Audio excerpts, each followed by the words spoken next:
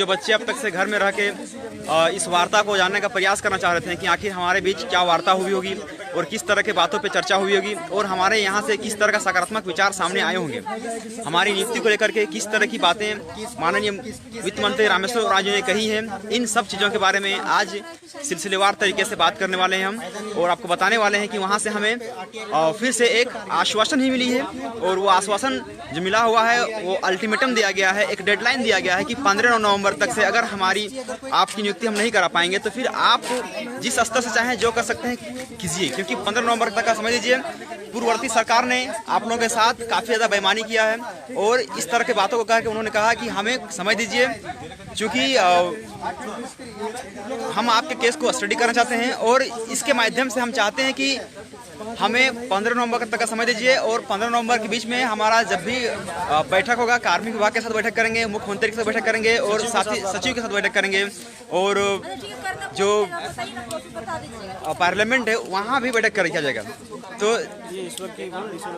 और उन्होंने स्पष्ट भी कहा कि देखिए कुछ बातें ऐसी हैं जो पॉलिटिकली हम सामने आके नहीं बता सकते हैं और उन्होंने कहा कि हम कामना भी यही करते हैं, कुछ बात ऐसी है कि मतलब कि आपकी नियुक्ति ऐसा भी हो सकता है कि आपकी नियुक्ति 15 नवंबर तक से कर दी जा सकती है और इस तरह के बातों को भी उन्होंने हमारे पास रखा, लेकिन वो प्रत्यक्ष रूप से ये बात नहीं बोल पाए, लेकिन अंततः अगर हम बात कहेंगे तो हमें फिर से एक आश्वासन ही मिला है। लेकिन हम लोगों ने भी कहा कि अगर 15 नवंबर तक से हमारी नियुक्ति नहीं कराई जाएगी तो हम फिर से इस बड़ा रूप में और उग्र रूप में भी सामने लाने का प्रयास करेंगे और इसीलिए सारे मित्रों से अनुरोध है कि अब जितने भी 24 जिला के कैंडिडेट हैं अब हमें लीगली तौर पे भी लड़ना पड़ेगा और इसीलिए हमें 24 जिला मिल करके हमें अपनी नियुक्ति को बचाने के लिए रीट दायर करना पड़ेगा और इसकी जानकारी आपको बाद में एक सारे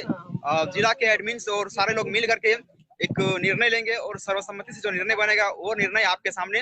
लाया जाएगा, दिया जाएगा। और आप लोगों को मैं फिलहाल बता दूं कि जो 15 नवंबर का जो आश्वासन दिया गया है और इसमें कितनी सच्चाई है कि हमें नियुक्ति मिलेगी कि नहीं मिलेगी, लेकिन जब 15 नवंबर का समय कांग्रेस की तरफ से दिया गया है तो हमें इस समय को लेना भी चाहिए, क्योंकि इससे पहले कांग्रेस ने हमें कोई भी अल्टीमेटम या फिर डेडलाइन नहीं दिया था और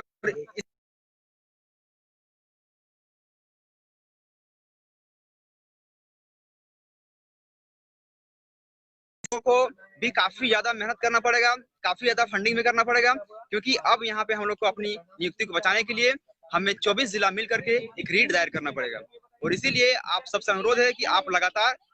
प्रयास कीजिए कि आप पूरी तरह से प्रयास कीजिए कि किसी न किसी तरह से अपने साथियों से लोगों को ये वीडियो को शेयर कीजिए और उन्हें ये मैसेज दीजिए कि हम लोग और आप लोगों से अनुरोध है कि बिना किसी एक सर्वसम्मति निर्णय के बिना आप स्वतः या फिर अकेले कहीं भी रीट करने का प्रयास ना करें, उससे केस फंस सकती है। 24 जिला के आदमी जो स्टूडेंट है, अभ्यर्थी हैं, वो मिलेंगे और इस रीट को वहाँ पे दायर करेंगे जिससे हमारी नियुक्ति बच जाएगी और इसीलिए हम लोग यहाँ पे लीगली लड़ाई भी लड़ेंगे और हमारा जो सत्याग्रह और अनशन है इसकी जो तिथि है वो डेडलाइन तिथि दिया गया है 15 नवंबर का, हम लोग उन्हें उतना समय देंगे और उसके बाद अगर हमारी नियुक्ति को नहीं कोई सकारात्मक पहलू नहीं निकल रहा है, सकारात्मक परिणाम नहीं निकल रहा है, हम उस नियुक्ति के लेने के लिए हम सरकार के खिलाफ एक बड़ा सा उलगुलान छेड़ेंगे, आंदोलन छेड़ेंगे, क्योंकि हमारे पास काफी ज्यादा मात्रा में अभ्यर्थी भी हैं, क्योंकि हम लोग इस बार बहुत कम अभ्यर्थी थे, इसके बाद भी सरकार को हमसे वार्ता करने के लिए मजबूर होना पड़ा और उन्होंने हमारे साथ सकारात्मक व्यवहार भी किया।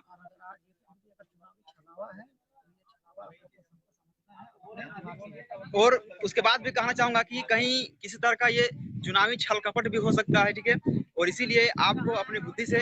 काम लेना है कि क्या आखिर इस तरह की बातें जो हुई है, आप कोशिश कीजिए अपने अंदर से, अगर आपके पेरेंट्स गार्जियन जो भी कांग्रेस के काफी करीबी होंगे उनसे ये बात निकलवाने का प्रयास कीजिए, कहीं ये चुनावी वादा तो नहीं है या फिर हमें छलने का प्रयास तो नहीं किया जा रहा है। अगर ऐसा है तो हम चुनाव होने से पहले ही